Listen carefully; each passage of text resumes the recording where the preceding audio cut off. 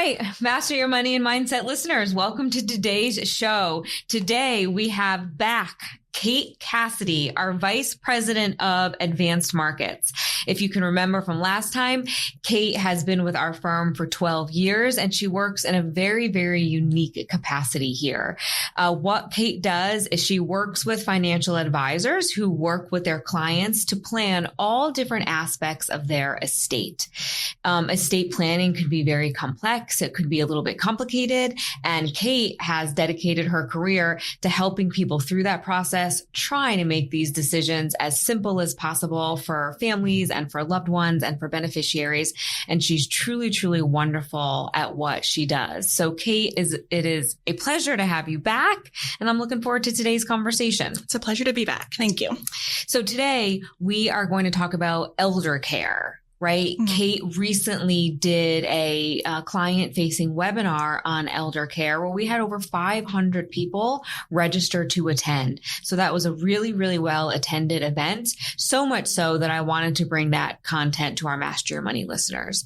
So Kate, let's start our conversation by telling everybody what is eldercare or what is an eldercare event? So it really means when people start to age and end up needing assistance with their activities of daily living, and they maybe need to figure out ways to fund extra care as, you know, in their later retirement years, whether that's in their homes, whether that's in assisted living, whether that's in a skilled nursing facility. How do you cover the costs of those incredibly expensive services? So that's really when we're talking about eldercare in this context, that's really what we mean is long-term care expenses and planning for that expense. When you talk about that, is that something that you would purchase or you would contemplate for yourself? Or is that typically adult children who are now thinking about that for their parents? So we talk about elder care or elder law with people ranging from their 40s up to their 90s, because there are people who are worried about it for themselves because they've seen or are seeing their parents go through it. And then there are people who are going through it themselves in their 60s, 70s, 80s as they age. And so we talk about it with a wide swath of people. So long-term care insurance is one aspect of it. And people, you know, the earlier, the better, if you're looking at purchasing long-term care insurance. But the topic is bigger than insurance. So we can talk about it with people who are insurable versus not insurable and everything in between. So is it part of somebody's financial plan? Is it part of, and I'm sure the answer is going to be both, or is it part of their estate plan? All of the above? Mm-hmm. All of the above, for sure. People, I think, are surprised sometimes that long-term care expenses are a risk that you can plan for with your estate plan. But in a lot of cases they are. And they are certainly risks that you can plan for with your financial plan. So there's all elements of it factoring in. Yeah. So it's something where if you're working with a financial planner, building out your financial plan or your estate plan, will it naturally come up in those conversations? Or is that something that people have to make sure that they discuss? So I would say it definitely will come up with your financial planner, I would hope. It's certainly something that is top of mind for a lot of our advisors and a lot of their clients. So it should come up. I don't know that it will necessarily come up with your estate planning attorney if you go to a garden variety estate planning attorney. Okay. It might. And there are certainly estate planning attorneys who do talk about it, but there's also a subset of estate planning attorneys called elder law attorneys who are really focused on that. And if you go to somebody who does more younger people's estate plans, they may not naturally think of it. Mm-hmm. So if it's something that's on somebody's mind, then it's worth seeking out an elder law attorney specifically. Can you give us an event that would make somebody need to seek out an elder law attorney? What does that look like in real life? You don't necessarily have to have an event to make it worth seeking out the elder law attorney, because if you can plan before you have the event, you'll be in a better position. Sure. So people, you know, when they hit retirement age or around that age, 65, 70, people start to think about or start to worry more about this topic. So that's really when it's a good time to talk it all out with your family and see an attorney and see if there's any planning you should do now before you start to really need extra help. But when we talk about an elder care, quote unquote, event, that's really something that is defined by the insurance companies. Mm-hmm. And that's a more specific thing. And that would be if you start to need help with your activities of daily living or ADLs, which is things like toileting and transferring and feeding yourself and just managing your life day to day. When you start to need help with those things, that's when a long-term care insurance company would agree that you've had an elder care event and probably start to pay out if you have a policy. is longevity a factor in planning for elder care? How does that play a part in this? 100%. One thing is that long-term care insurance has gotten more and more difficult to get because the long-term care insurance companies didn't expect people to be living so long when they designed the idea of long-term care insurance, probably back in the 50 years ago. So the economics around it have become more difficult. So it's difficult to get the insurance and it's difficult to cover the cost if you even can get it. So for that reason alone, it's a difficult conversation. And then just the cost of long-term care, if you don't have insurance, can be incredibly draining. If you have a long time when you need help, whether it's in your home or in a facility, you can live to be 100 and spend 15 years in a skilled nursing facility. And that's, $15,000 a month, depending on where you are in the country. So longevity can be a financial drain on a family and also a drain on what they plan to leave behind to their kids. So if you want to be able to preserve a legacy for your kids, it's difficult when you're also trying to cover the cost of your life as you age. Yeah. That's why that's where the planning comes into play. And that's why the earlier, the better. For sure. Yep. During your workshop, you talked about asset protection. What's that? So the conversation switches often from long-term care insurance to Medicaid. And can we get the state to cover the costs of long-term care? And in order to get the state to cover the cost of your care, you have to be below certain asset levels. So you essentially have to be broke. So asset protection for long-term care is figuring out, can we shield assets, put them in a place where they're safe for the family and legitimately get spent down to below a certain amount of assets so that you can qualify for the Medicaid benefit for your care. So that's really what asset protection is in this arena. And how is that something you'd work with a financial advisor on? Mm-hmm. Can you give us an example of what one or two of those strategies would be? Not holding you to any of them, because I would imagine it's personal based on your situation. But yeah, absolutely. Yeah. People always come to us and ask, can I give my kids my house? That's usually what people have on their minds. And the answer is, sure, you can give your kids your house. You can always give your assets away. That sounds great. Yeah. The kids will be happy to have it. It's never illegal to give your money away, right? So you certainly can give your kids your house. There's a 5-year look back for Medicaid purposes. So if you're planning to ask for Medicaid from the state, you really have a 5-year window from making any kind of substantial gift of a couple $1,000s up to giving away your house. There's a 5-year window when you would really have a hard time if you needed to apply in that window. But you can certainly give your kids your house and hope to make it through 5 years. There are ways to do it that are more probably sophisticated than just quick claim deeding your house to your kids for better protection for all involved. But that's something we can talk about in greater detail if you want to now, or we can certainly talk about it with clients if they want to come in and do a one-on-one. There are ways to do it that aren't quite as risky for the parent and the child. Yes. Just making a simple transfer. So like anything, it sounds like that's a strategy. Protecting your assets, spending down, gifting is a strategy that's part of your overall financial or estate plan. Yep, for sure. You talked about Medicare, Medicaid during the webinar as well. And does that refer back to what you had just said, right? Making sure that you're as eligible as possible to get those benefits. Yeah. People confuse Medicare and Medicaid all the time, which is, it's annoying that the words are so similar because, you mean to say one and you say the other. Medicare is just health insurance for people who are over 65, which pretty much everybody in this country gets, but it doesn't cover long-term care. People often think that it does, but it doesn't. Medicaid is the state federal health insurance program that covers long-term care for people who have low income and assets. So that's the welfare program, essentially. That's not something that everybody gets. It's something that you have to really qualify for financially and functionally. Okay. And that's not something where protecting your assets. That is. Yeah. So you don't need to protect your assets to go on Medicare. You paid for the benefit for all your working years, and now you can just start to collect on it. You do have to, it's useful to talk about protecting assets in a Medicaid context. For Medicare, you don't need to worry about it. But if you're looking for Medicaid, then you either have to have very low assets or do some juggling to get to that point, whether it takes a while or whether you can do it in a crisis situation. It all depends on person by person and the situation. You talked a lot about so far, obviously all of this is to protect yourself and to protect your ability to live for however long. And everything you read and everything you hear mentions the skyrocketing costs of long-term care, of just what these facilities or what in-home care could look like. Yeah. What do you see out there now? The costs vary greatly state to state and facility to facility. So getting help in the home or going to adult daycare is one thing. Going to assisted living is another thing. And skilled nursing facility is obviously going to be the highest level. So it's going to be the most expensive.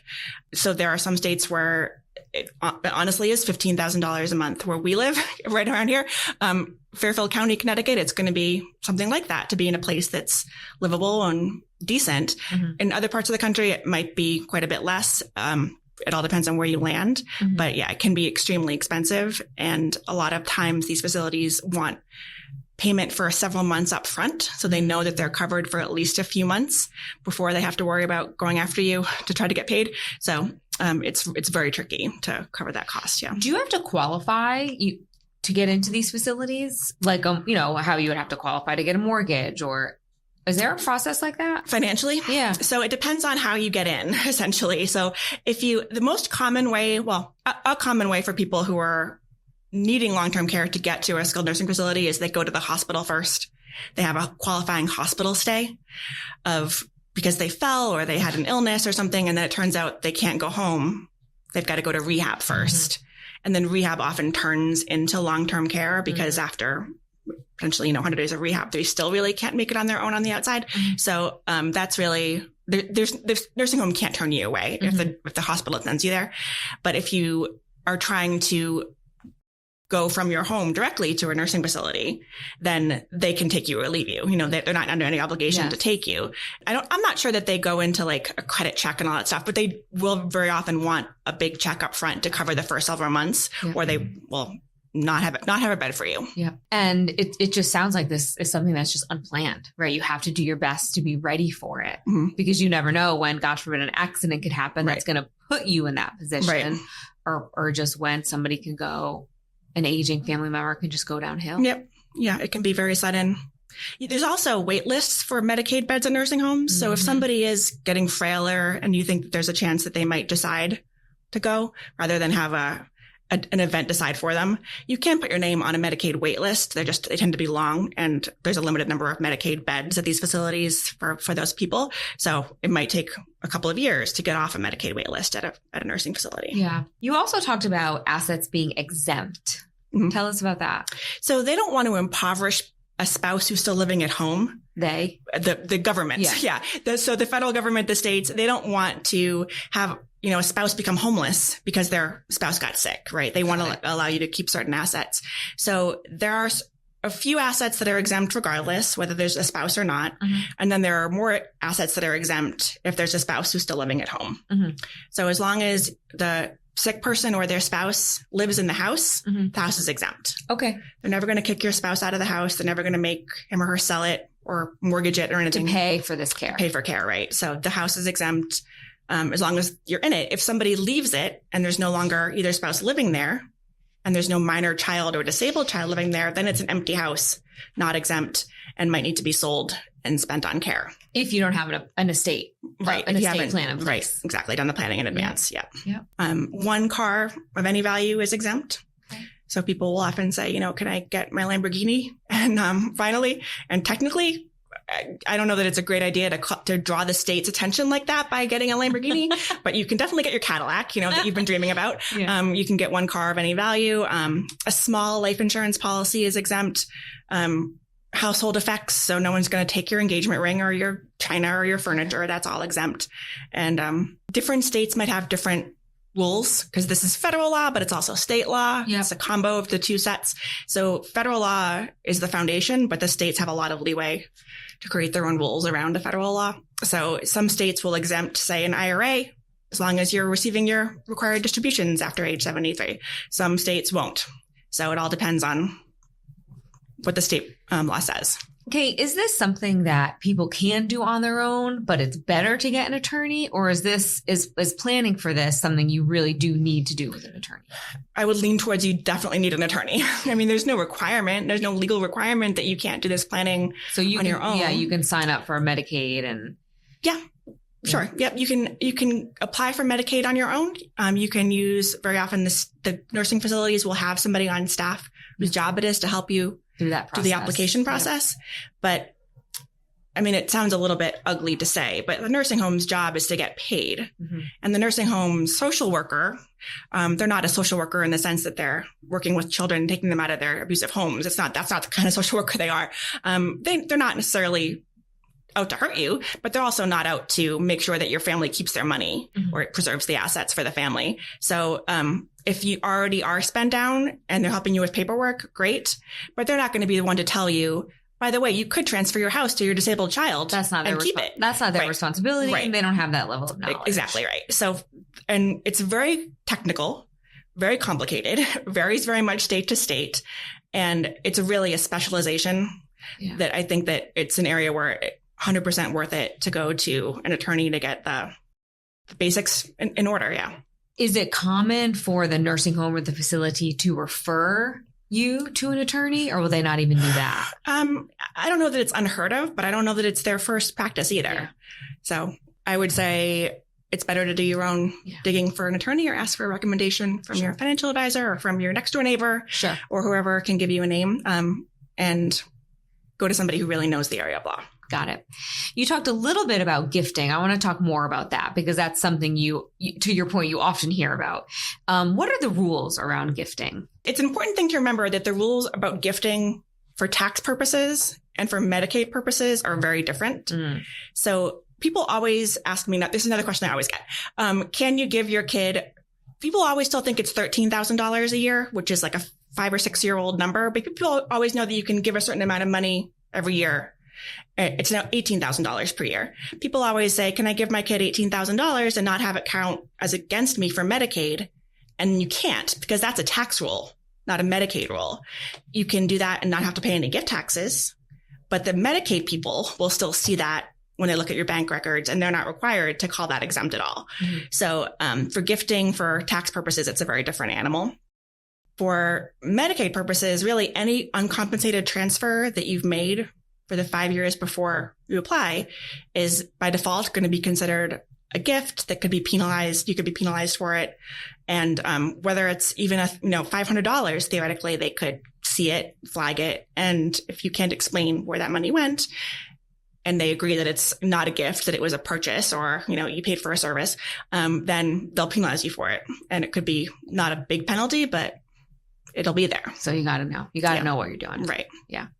And there are gifts that are exempt, like a gift to a disabled child. You can always gift assets to your child who has a disability, whether they're, disabled from birth or whether they have an injury on the job last year. If they're disabled, they qualify for that. You can give them assets of any value. Mm-hmm. So there are definitely some exceptions, but they're not going to apply to everybody. When you have these conversations or when you did this workshop, what are other common questions that you get from people or common misconceptions that people have around elder care? People always ask, can I sell my house to my child for $1 and avoid having it be a gift to my child that would get me in trouble? And no, you can't call it a sale. It has to be a fair market value sale, or else the state would say, well, that's a $1 sale and a $499,000 gift. Yes.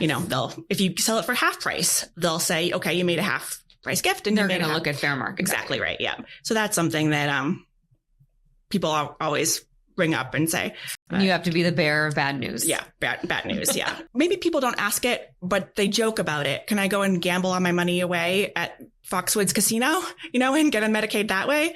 And technically, I guess you can. That's spending. That's not giving. So it's not a great financial strategy. I don't think anybody at Barnum Financial would say, yes, we suggest you go lose all your money at blackjack. Put it on. Yeah. Yeah. But technically, if you're spending it, even if you're spending it unwisely, it's still spending, not gifting. So, there are a few things people have on their minds, but yeah. What else do you hear? These are great. We talk a lot about trust. People come and ask, do I need a trust?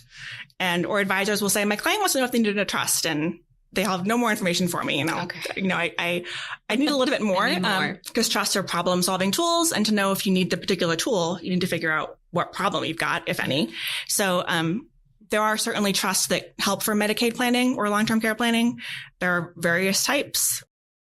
So the answer could be, yes, you should think about having a trust, especially to maybe hold your house if you're going to be transferring it for Medicaid purposes and trying to get below asset limits. people will bring me their trust and say, does this protect my assets already? And in a lot of cases, it's a revocable trust. So a revocable trust doesn't protect for long-term care at all because it's revocable. So if you go to apply for Medicaid, the state will tell you, okay, first things first, revoke that trust because you can. Then the assets are on your balance sheet again and entirely vulnerable. So we just have to have the right type of trust, and you want to make sure you understand what you've got and what kind of protection you already have in place. Yeah. At the end of the day, we just need to bring you all our stuff. And you just need to tell us if we're on track or off track or where the gaps are in our estate plan. Yeah. The more paper you can hand me, the better off I'll be able to give you an answer. Yeah. I love this the paper. Is complicated stuff. And it sounds like from your world and, working with Kate, I get to watch her. She lives and breathes these rules and regulations and new policies. She knows when they're sunsetting. She knows when they're coming out. Yeah. This is an ever changing environment as well. Yes. So to your point, what was true in 2023 is not true in 2024 and will definitely be different in 2025. And for the lay person, I don't want to have to know all of those things. There's no way you really could. I'm grateful for you, Kate, who knows all those things because I don't want to. Thank you. I'm grateful for you too. Thank for you. other reasons. Thank you. Yeah. So at what point in the financial planning process do we have to think about this? I know the answers, the earlier the better, but give our listeners something a little bit more substantial. When do you need to seek out either an estate planning attorney, an eldercare attorney, a trust attorney? The time to have the discussion about long-term care insurance is the earlier the better, 40s, even earlier, maybe 40s, 50s, because that's when you're going to be most insurable and be able to get it at the best price. On yourself. Right. Exactly. The time to talk about long-term care as an estate planning focus would probably be more like retirement age or, 60s, 70s, but it's never too late to talk about it. And I've had clients who tell me, either they or their grandparent or parent, when they were 80, we thought it's too late to transfer the house. And then when they were 85, they thought, oh, it's too late now to transfer the house. You should have done it 5 years ago. Now they're 90. And they'll say, well, why didn't we do it when they were 85? And then suddenly you've got a 95-year-old and we could have done this 5 years ago. Yeah. So there's no harm in doing the planning at any age because people live longer and longer. Great. Fair point. So there's no end in sight. And there are things that don't take 5 years. There are things that are quicker or can help you to kind of plan to be able to transfer assets if you need to. So there are things that are not time sensitive in that same way. So, but the right time to have it, to bring it up with your attorney and your financial advisor as a focus, something you want to do this year, or at least start talking about it, I would say is around retirement age, unless you have a diagnosis of something serious that's worrying you earlier than that. Okay. In that case, if you have something that's on your mind and you think you might need the planning earlier, then as soon as it's on your mind. Exactly. The general premise of this show is to help you take action. So there's no harm in bringing it up to your financial advisor whenever and saying, do we need to talk about this? Sure. And having him or her come back to you and say, nope, you got a few years. Right. Nope, you're not ready yet. Nope, let's put this on the back burner. Let's focus on your other priorities first. For sure. But constantly just bringing it up and asking the question is always helpful. Couldn't hurt. Right. Beautiful. Kate, it's been such a pleasure having you on. You're always such a wealth of information on really, really tough stuff. It's fun to come on. I like coming on. So thank you so much for everything that you do. It's my pleasure. Thank you.